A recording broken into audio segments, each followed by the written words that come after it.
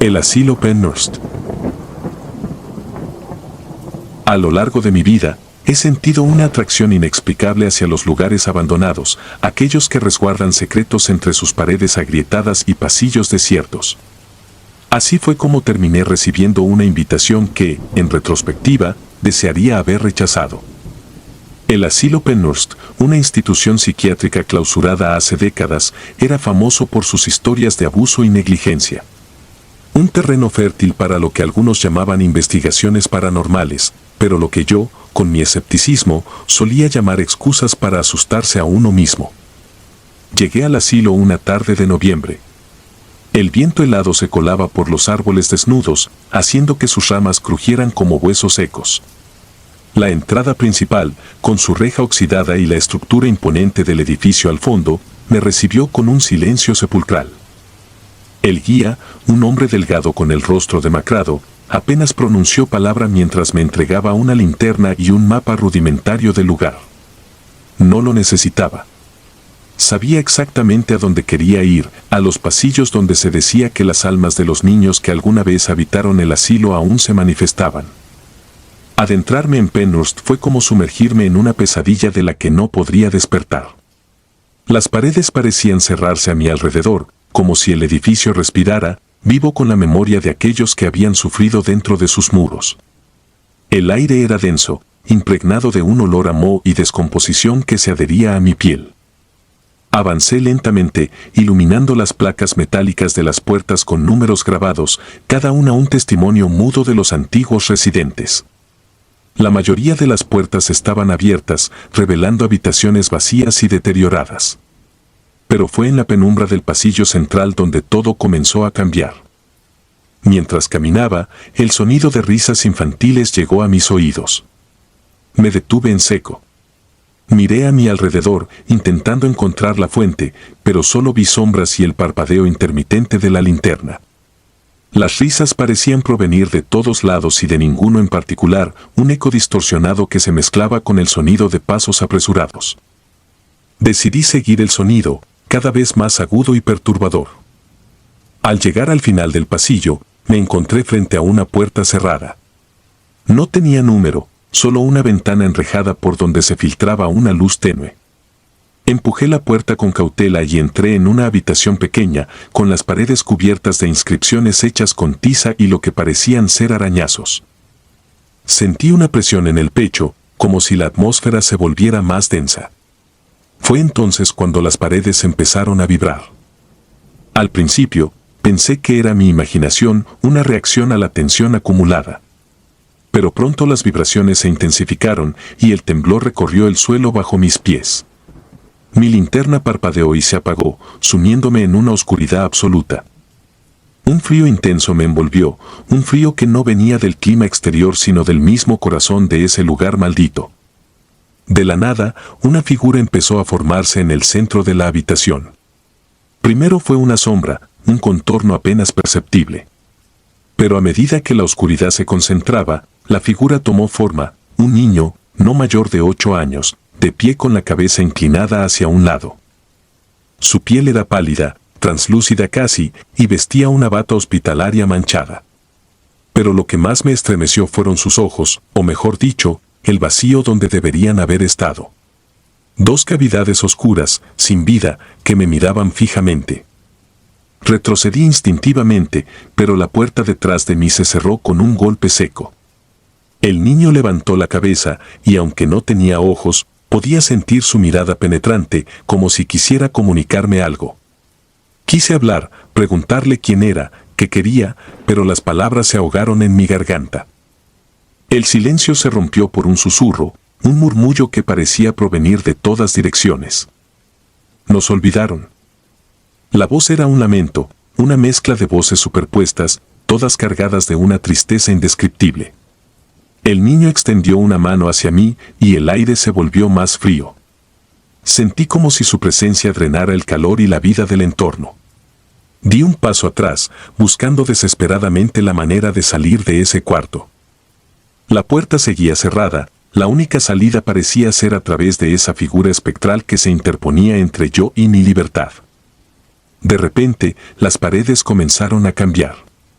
Las inscripciones de tiza se transformaron en rostros, cientos de rostros de niños, todos con la misma mirada vacía y suplicante.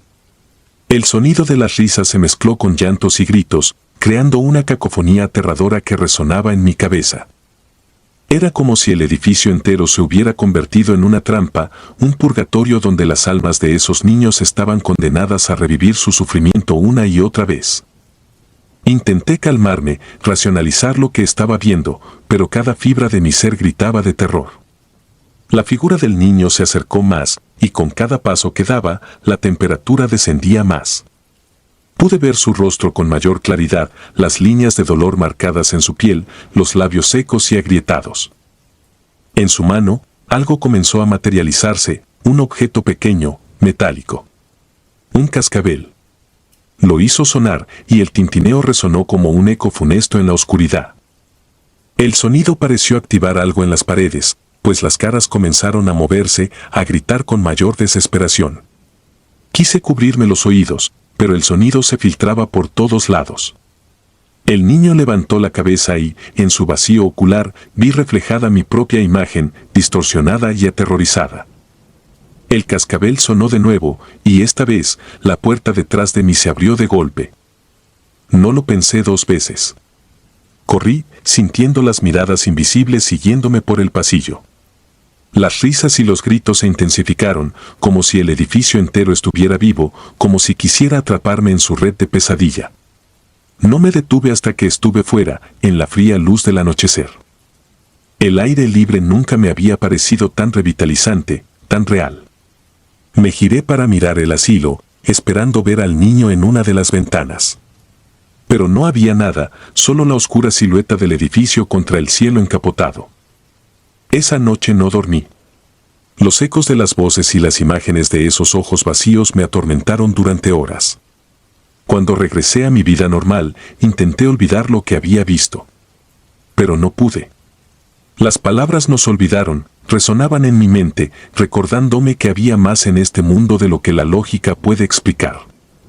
Pasaron semanas antes de que pudiera hablar de la experiencia con alguien.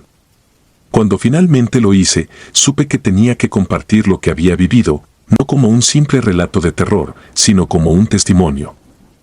El asilo Penhurst no era solo un edificio abandonado, era un monumento a los horrores que allí se cometieron, a las vidas que fueron arruinadas y a los niños que, de alguna manera, seguían atrapados en su interior.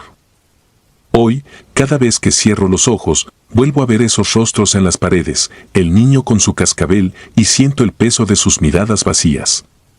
No sé si fue real o si mi mente jugó una broma cruel. Pero sé una cosa, hay lugares en este mundo que están marcados por el dolor y el sufrimiento, y a veces, ese sufrimiento encuentra la manera de manifestarse, de recordarnos que no debemos olvidar. Al final, quizás esa fue la razón por la que fui invitado a Penhurst. No para enfrentarme a fantasmas, sino para llevar conmigo el testimonio de los que quedaron atrapados en sus sombras. Para que, aunque sea por un breve instante, no sean olvidados. El Panteón de Belén. Mi nombre es anónimo, y soy estudiante de arqueología en la Universidad de Guadalajara. Aunque he pasado años sumergido en historias y leyendas, nunca imaginé que una experiencia paranormal me marcaría de manera tan profunda.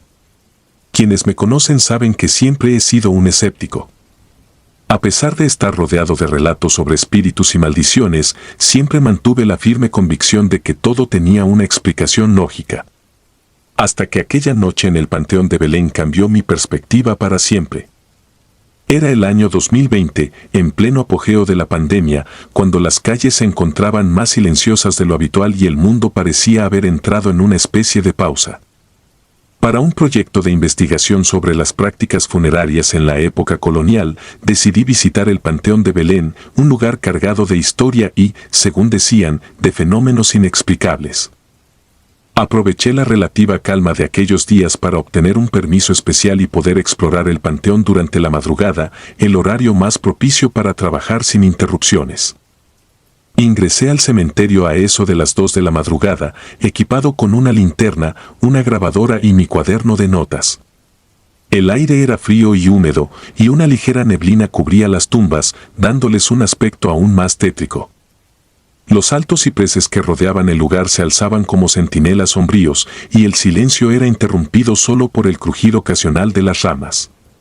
La atmósfera era densa, pesada, como si el panteón mismo me estuviera observando, evaluando cada uno de mis movimientos. Avancé lentamente por los angostos senderos, iluminando las lápidas con mi linterna. Cada una de ellas contaba una historia, muchas de ellas trágicas, que había estudiado con detalle antes de mi visita. Pero ninguna me había preparado para lo que iba a experimentar esa noche.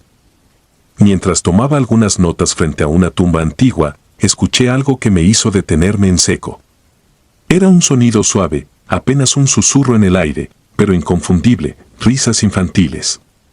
Me giré, apuntando mi linterna en todas direcciones, pero no había nada, solo la fría niebla que flotaba sobre las tumbas. Me dije a mí mismo que debía ser el viento, aunque una parte de mí sabía que aquello no podía ser. Regresé a mi cuaderno, intentando concentrarme en mi trabajo, pero las risas volvieron, esta vez más claras, como si provinieran de algún lugar cercano. Se me erizó la piel al darme cuenta de que se acercaban, resonando entre las tumbas como si jugaran a las escondidas. Respiré hondo y decidí seguir el sonido. Quizás alguien había tenido la misma idea que yo de entrar al panteón de noche, aunque las probabilidades eran bajas, considerando la seguridad y la reputación del lugar. Guiado por las risas, me encontré de pie frente a una tumba peculiar, una que conocía bien por las leyendas locales, la tumba de Santiago, el niño que, según la historia, murió de un ataque de pánico al ser enterrado vivo. La leyenda contaba que, en noches como aquella, se podía ver al pequeño Santiago deambulando por el panteón, buscando desesperadamente una forma de escapar de su tumba. Los lugareños afirmaban que, si te encontrabas con él, era mejor no seguirlo, pues su espíritu estaba atrapado en un ciclo de terror eterno. Miré alrededor, esperando ver alguna señal de vida, pero el panteón seguía tan desolado como cuando había llegado. Fue entonces cuando lo vi. Un niño pequeño, vestido con ropas antiguas, parado junto a la tumba de Santiago. Estaba descalzo, con la mirada baja, como si estuviera concentrado en algo que solo él podía ver. Mi corazón se aceleró. Quise convencerme de que era una alucinación, un juego de sombras creado por la tenue luz de mi linterna. Pero había algo en su presencia que me hizo dudar de mi propia percepción de la realidad. Decidí acercarme lentamente, sin hacer ruido. El niño no parecía darse cuenta de mi presencia, o si lo hacía, no mostró señal alguna de reacción. A medida que me acercaba, sentía una opresión en el pecho, una sensación de angustia que aumentaba con cada paso. Finalmente, me detuve a unos metros de él, incapaz de seguir avanzando. Fue en ese momento cuando el niño levantó la cabeza y me miró directamente a los ojos. Sus ojos eran negros, profundos, como pozos sin fondo que parecían absorber la luz de la linterna. Sentí un escalofrío recorrerme de pies a cabeza. Entonces, sonrió. No fue una sonrisa infantil y alegre, sino una mueca extraña, casi burlona. Sin decir una palabra, el niño comenzó a alejarse, caminando con paso lento pero decidido hacia una zona del panteón que yo sabía estaba restringida. Dudé por un momento, recordando las advertencias de los lugareños, pero mi curiosidad pudo más que el miedo. Tenía que saber quién era ese niño y qué hacía en el panteón a esas horas. Tal vez era un truco, una broma pesada de algún local. O quizás una recreación nocturna de las leyendas para atraer a los curiosos. Seguí al niño, intentando mantener una distancia segura. Él se movía con soltura entre las tumbas, sin vacilar ni un momento. Lo perdí de vista por un segundo cuando giró detrás de un mausoleo, pero cuando llegué al mismo punto, había desaparecido. Confundido, me detuve y miré a mi alrededor. No había rastro de él, como si se hubiera esfumado en la neblina.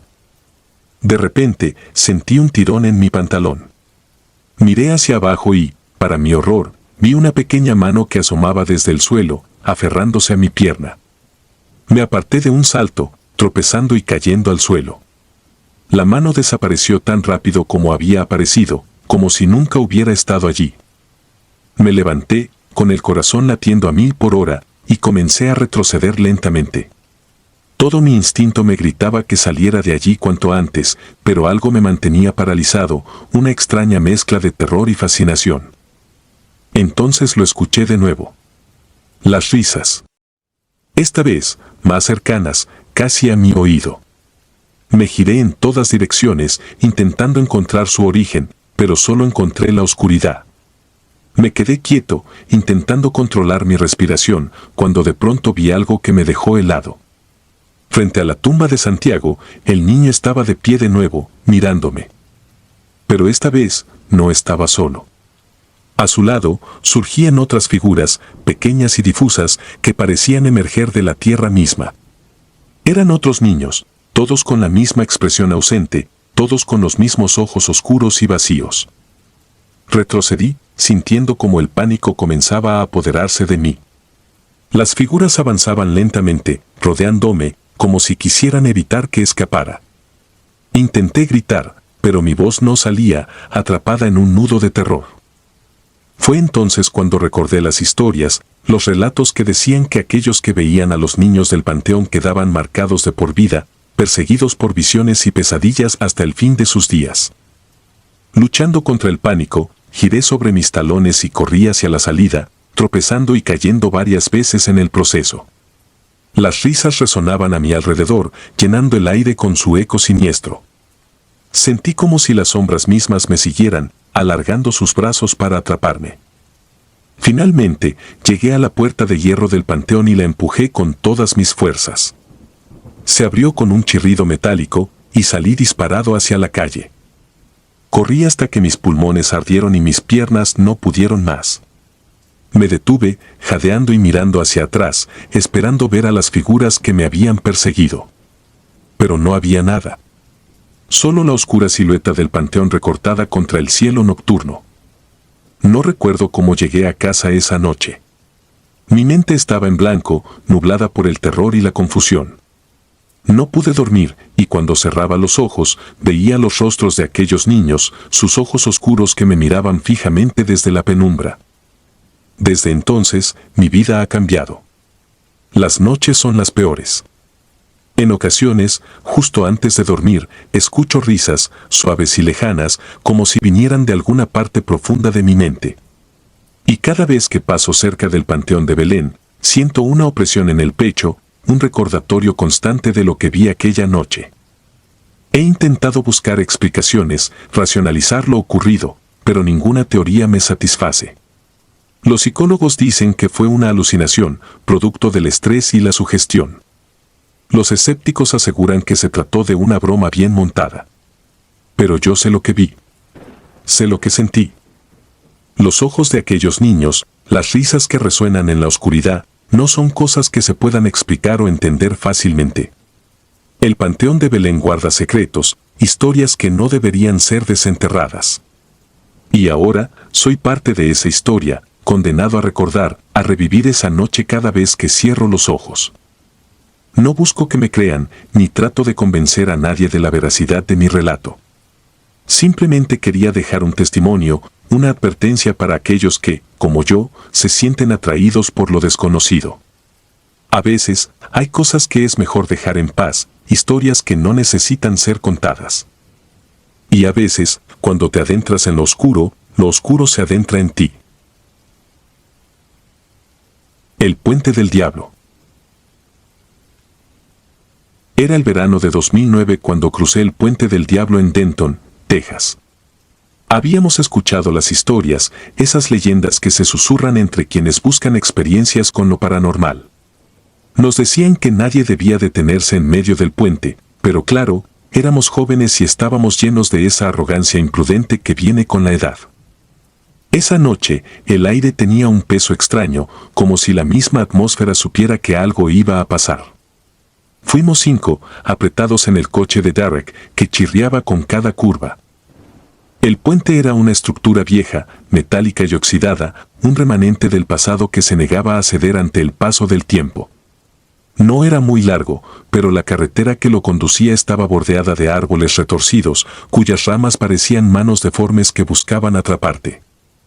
El camino se estrechaba al acercarse al puente, como si te guiara hacia una trampa. Al llegar, una extraña sensación recorrió mi espalda. No era miedo exactamente, sino una especie de presagio, como cuando se siente que alguien te observa. Derek fue el primero en hablar, proponiendo lo que todos teníamos en mente pero nadie quería decir en voz alta. ¿Y si nos detenemos en medio? Solo para ver si es verdad. Hubo una risa nerviosa en el coche, y aunque ninguno lo dijo explícitamente, todos queríamos probarlo. Nos creíamos invencibles, como si las historias fueran solo cuentos para asustar a los niños. Nos adentramos en el puente, y cada centímetro que avanzábamos parecía hacer que el aire se volviera más denso. Derek desaceleró y, con una mirada de complicidad, dejó que el coche se detuviera justo en el centro. Fue en ese momento cuando todo cambió. El motor se apagó de golpe, como si alguien hubiera arrancado la llave de encendido. Derek giró la llave de nuevo, pero nada. No hubo ruido, ni siquiera un zumbido. Solo el silencio. Un frío indescriptible llenó el coche. Venía de todas partes y de ninguna en particular, un frío que te calaba hasta los huesos. Miré a mi alrededor y noté que el aliento de mis amigos se convertía en pequeñas nubes de vapor, algo que no debería pasar en pleno verano tejano. Entonces lo vimos. Al principio, fue solo una sombra, una figura oscura al final del puente. Parecía humanoide, pero algo en su forma no era del todo correcto. Se movía de manera errática, como si no supiera caminar bien o como si sus articulaciones estuvieran en el lugar equivocado. Nadie dijo una palabra, pero la tensión en el coche era palpable. Todos lo veíamos, todos sabíamos que aquello no era normal. La sombra avanzó, lenta pero decididamente, hacia nosotros. Mi corazón latía con una fuerza casi dolorosa, y podía escuchar mi pulso en los oídos. Los segundos parecían alargarse mientras la figura se acercaba, cada paso resonando como un eco en mi mente. Derek volvió a girar la llave del coche desesperadamente, pero el motor permaneció en silencio. Un murmullo comenzó a llenar el aire, un sonido bajo y gutural que no se parecía a ningún idioma que hubiera escuchado. Sentí una presión en el pecho, como si algo invisible me estuviera empujando hacia abajo, aplastándome contra el asiento. La sombra se detuvo a unos metros de nosotros y, por un instante que pareció eterno, se quedó allí, observándonos. No tenía rostro, o al menos, no uno que pudiera distinguir. Pero sentí su mirada, como si sus ojos inexistentes me atravesaran. Un olor nauseabundo invadió el coche, como carne podrida y azufre, haciendo que mi estómago se revolviera. De repente, las puertas del coche se cerraron de golpe. Derek gritó, maldiciendo mientras trataba de abrirlas, pero fue inútil. Estábamos atrapados. Fue entonces cuando lo entendí, no estábamos solos. La sombra no era lo único que había en el puente. Una presencia invisible llenó el coche, sentí algo rozando mi cuello, algo que no podía ver, pero que era terriblemente real. Algo susurró en mi oído, una palabra incomprensible, pero llena de una maldad pura y antigua. Derek, con lágrimas en los ojos y las manos temblando, intentó una última vez encender el coche. Hubo un chasquido y, de repente, el motor rugió con vida. Sin pensarlo, pisó el acelerador. La sombra se desvaneció al instante en que el coche se movió, como si nunca hubiera estado allí.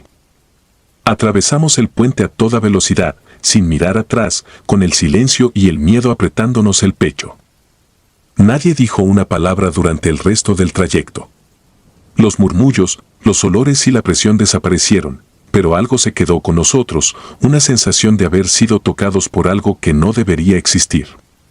Cuando llegamos a casa, nadie quiso hablar de lo que había sucedido. Intentamos hacer como si nada hubiera pasado, pero todos sabíamos que aquello no se podía borrar tan fácilmente. Esa noche, el sueño no vino. Cada vez que cerraba los ojos, veía esa sombra, sentía ese frío, escuchaba esos susurros. Durante semanas, tuve la misma pesadilla. Estaba solo en el puente, y la sombra se acercaba, más y más cerca, hasta que podía sentir su aliento podrido en mi piel. Me despertaba con un grito atrapado en la garganta y el sudor cubriéndome. Con el tiempo, tratamos de olvidar lo que pasó. Algunos de nosotros nos mudamos de Denton buscando alejar ese recuerdo de nuestras vidas. Pero hay cosas que no se pueden dejar atrás, no realmente. A veces, en las noches más silenciosas, cuando el viento sopla de cierta manera, puedo sentirlo. Ese frío indescriptible, ese peso en el aire, y sé que el puente del diablo todavía está allí, esperando. Hablé con otros que habían cruzado el puente y escuché historias similares. Personas que sentían que algo las observaba, que algo las seguía mucho después de que habían cruzado. Algunos decían que el puente era un portal, un lugar donde el velo entre nuestro mundo y algo mucho más oscuro era delgado. Otros creían que era una trampa, un lugar maldito donde las almas se perdían para siempre. Investigando, descubrí que el puente tenía una historia oscura. Antes de que se construyera, la tierra había sido un lugar de ejecución, donde los condenados eran colgados por sus crímenes. Los lugareños decían que sus almas todavía vagaban por la zona, incapaces de encontrar descanso. La gente afirmaba que el nombre Puente del Diablo no era solo una metáfora, había algo maligno allí, algo que se alimentaba del miedo de los incautos que se detenían en su medio. A veces, pienso en regresar, no porque quiera desafiar al puente de nuevo, sino para buscar respuestas. Hay algo que me atrae hacia él, una curiosidad morbosa por saber qué es lo que realmente vimos esa noche. Pero luego recuerdo la sensación de aquel frío, el miedo puro e irracional, y sé que algunas puertas es mejor dejarlas cerradas. Algunos de mis amigos nunca se recuperaron del todo. Derek, especialmente, cambió. Solía ser el más escéptico de nosotros, pero después de esa noche se convirtió en una sombra de sí mismo.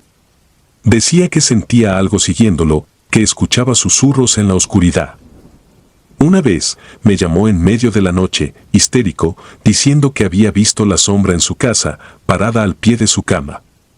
Traté de calmarlo, pero no había consuelo para lo que él sentía. Unos meses después, Derek desapareció.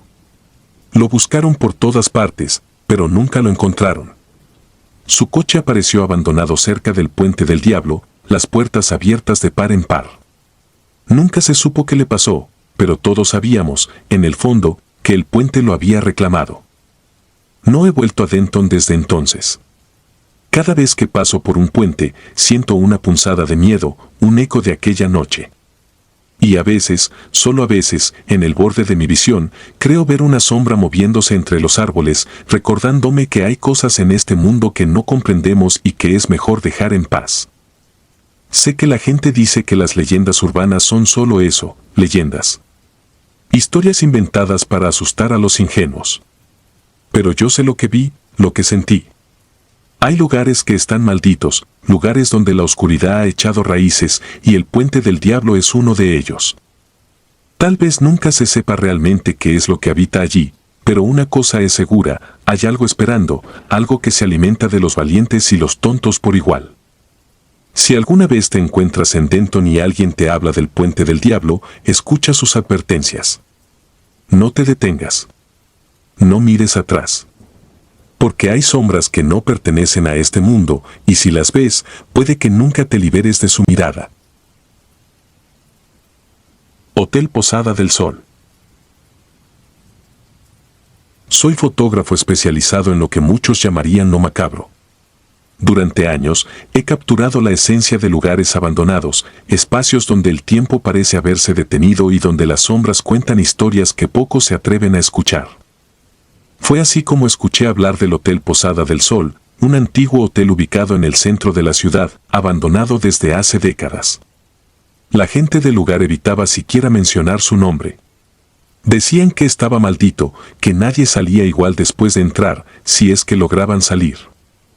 Naturalmente, sentí una atracción irrefrenable hacia aquel sitio. Un nuevo desafío para mi lente.